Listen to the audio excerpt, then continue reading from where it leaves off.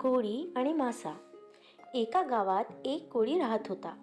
रोज समुद्रात जाऊन मासे पकडायचे आणि बाजारात जाऊन विकायचे, हाच त्याचा दिनक्रम होता. पण एके दिवशी काही केल्या त्याच्या जाळ्यात काही मासे सापडेनात. तो हैराण झाला. दुसऱ्या दिवशीही तोच प्रकार झाला. तो कंटाळला. त्याला काही सुचेना. तिसऱ्या दिवशीही हाच प्रकार झाला. मग मात्र त्याच्या मनाची घालमेल होऊ लागली.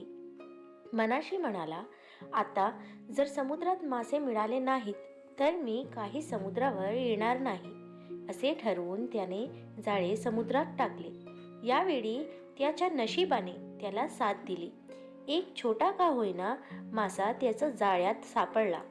कोळ्याने जाळे वर ओढताच मासाही वर आला व मनुष्यवाणीत बोलू लागला.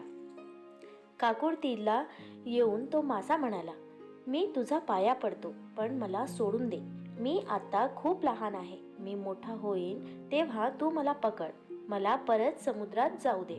कोळी म्हणाला, अरे मत्स्या, काय माहिती तू मला परत सापडशील की नाही, आणि आज तुला जर नेले नाही तर मी आणि माझ्यावर अवलंबून असलेले लोक मात्र उपाशी मरतील.